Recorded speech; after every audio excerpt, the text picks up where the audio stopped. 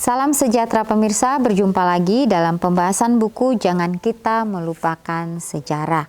Buku ini mengatakan kepada kita bahwa kita tidak perlu takut akan masa depan kecuali kita melupakan jalan yang Tuhan telah tuntun dan ajarnya dalam sejarah masa lalu kita.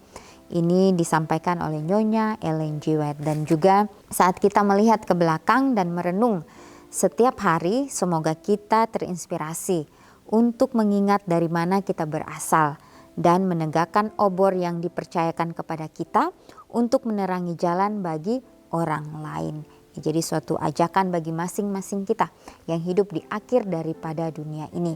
Biarlah kita mempunyai suatu semangat yang baru untuk sama-sama mau datang kepada Tuhan, menyerahkan kehidupan kita sepenuhnya kepadanya, dan Dia akan memakai kita sesuai dengan kehendaknya. Pada saat ini kembali lagi saya mengundang akan seluruh anggota keluarga dan saudara-saudara semua. Kita dapat berkumpul bersama-sama, kita akan mempelajari nasihat firman Tuhan pada saat ini, dan biarlah rencana-rencana indah Tuhan itu akan menjadi bagian masing-masing kita. Kita akan masuk ke dalam judulnya, Suara Para Malaikat. Ayatnya terdapat di dalam Wahyu 14 ayat 8. Dan seorang malaikat lain, malaikat kedua, menyusul dia dan berkata, sudah rubuh Babel, kota besar itu, yang telah memabukkan segala bangsa dengan anggur hawa nafsu cabulnya. Kaum penganut ajaran Miller percaya bahwa mereka sedang menggambarkan pekabaran malaikat pertama dari Wahyu 14 ayat 6 dan 7. Dan aku melihat seorang malaikat lain terbang di tengah-tengah langit, dan padanya ada Injil yang kekal untuk diberitakannya kepada mereka yang diam di atas bumi, dan kepada semua bangsa dan suku, dan bahasa dan kaum. Dan ia berseru dengan suara nyaring, takutlah akan Tuhan, dan muliakanlah Dia, karena telah tiba saat penghakimannya, dan sembahlah Dia yang telah menjadikan langit dan bumi dan laut dan semua mata air.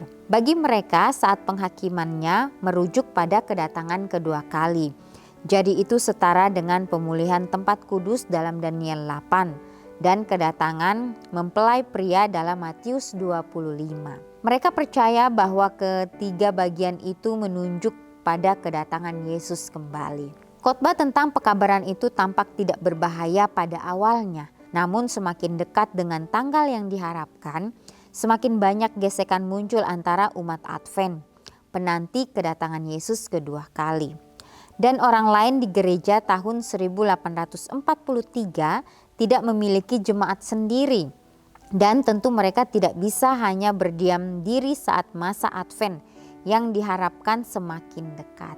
Itulah harapan yang paling dekat di hati mereka.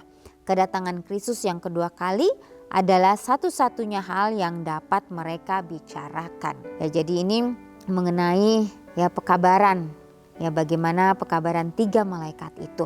Ya, di sini merujuk pada kedatangan Tuhan yang kedua kali. Ya, mungkin pada saat ini kita sebagai umat-umat Tuhan, bagaimana kita harus fokus untuk mengoreksi akan diri kita sendiri. Apakah kita sudah benar-benar menjalankan apa yang Tuhan perintahkan di dalam kehidupan kita masing-masing, ataukah kita hanya menyia-nyiakan waktu kita. Ya, tentunya kita harus bertanya kepada Tuhan. Berdoa, datang kepada Tuhan, meminta akan tuntunannya menjadi bagian kita. Supaya apapun yang kita lakukan, biarlah semuanya itu boleh sesuai dengan kehendak Tuhan saja. Ya, akan banyak hal-hal yang terjadi di dalam kehidupan kita. Ya, kita tidak tahu.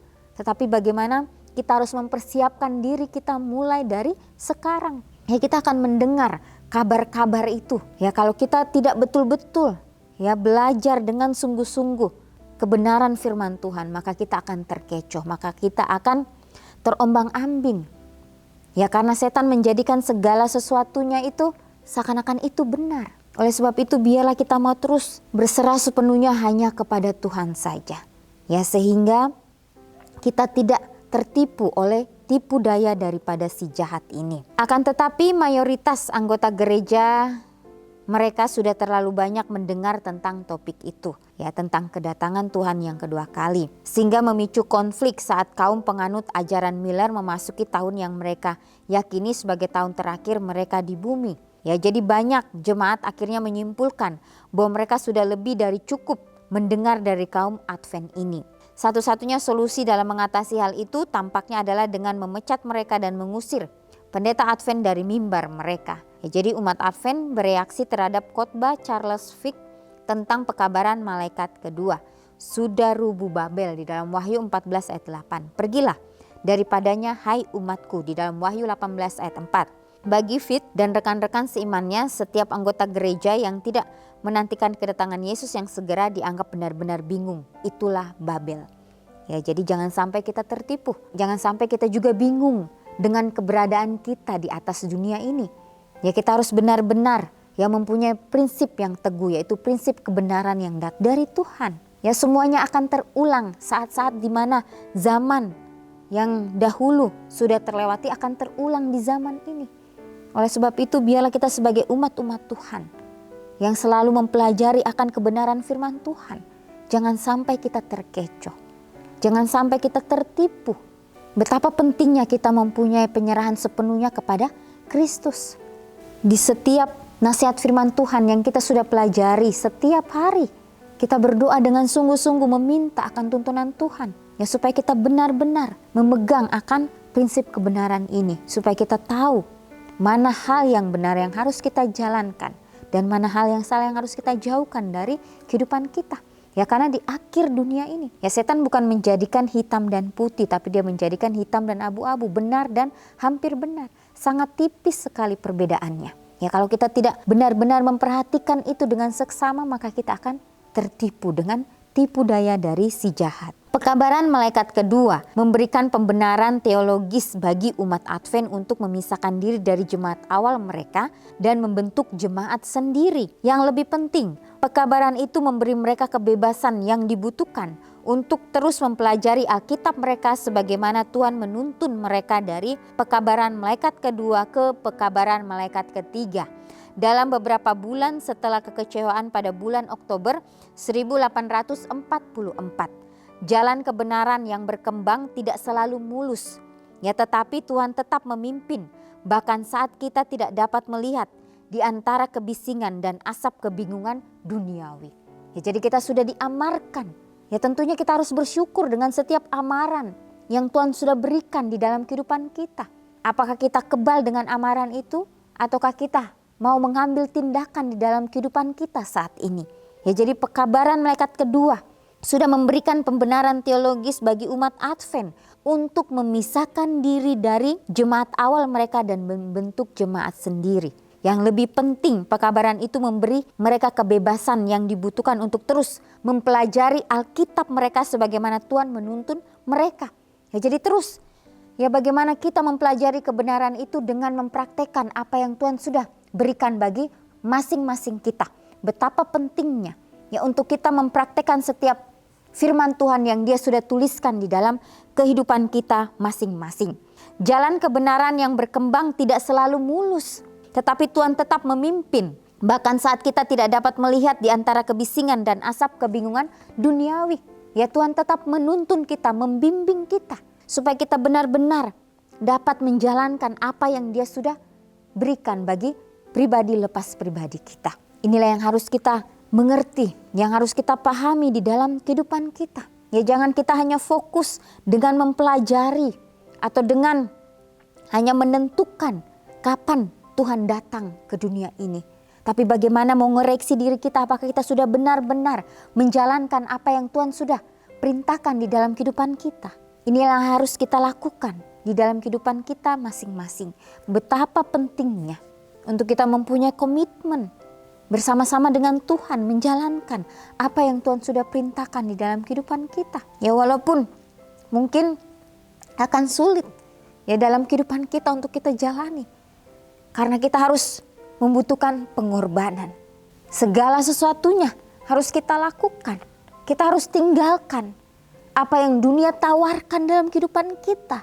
Kita harus benar-benar fokus di dalam kebenaran firman Tuhan. Jangan kita terombang-ambing dengan apa yang dunia tawarkan di dalam kehidupan kita. Ya, mungkin kita akan merasa sendiri. Ya, mungkin kita akan merasa kita ditinggalkan. Tetapi itulah yang harus kita lakukan. Ya, sebagaimana Yesus, Dia hidup di keluarga Yusuf dan Maria.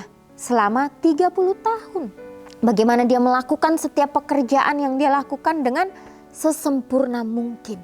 Karena dia tahu dia akan menjadi teladan bagi umat-umat Tuhan yang ada di dunia ini. Sehingga tidak ada celah sedikit pun dari kehidupannya untuk dapat melakukan dosa atau kesalahan. Dia harus fokus dengan apa yang dia lakukan karena dia mempunyai misi untuk menyelamatkan dunia ini. Untuk menyelamatkan kita manusia yang hina ini. Dia berkorban di atas kayu salib. Inilah yang harus kita pelajari dalam kehidupan kita untuk kita mau terus berusaha. Untuk melakukan apa lagi Tuhan yang Engkau inginkan untuk saya lakukan. Ya, dikatakan ladang itu sudah menguning. Inilah saatnya untuk kita menuai. Biarlah kita mau datang kepada Tuhan. Menyerahkan akan kehidupan kita di bawah kaki salibnya. Menyesali apa yang kita sudah lakukan dalam kehidupan kita. Biarlah kita mau berserah sepenuhnya hanya kepada Kristus saja. Ya, inilah yang menjadi suatu nasihat firman Tuhan dalam kehidupan kita. Biarlah kita mau peka mendengarkan akan suara Roh Kudus itu. Jangan kita terfokus hanya dengan kita menentukan akan kapan Tuhan itu datang. Tapi bagaimana kita fokus dengan memperbaiki diri kita, mengoreksi kehidupan kita, apakah kita sudah benar-benar mengasihi Tuhan dengan sepenuh hati kita. Ya, inilah nasihat firman Tuhan pada saat ini. Biarlah kita terus menyerahkan kehidupan kita hanya kepada Tuhan saja. Kita akan berjumpa lagi di kesempatan yang berikutnya dan Tuhan memberkati.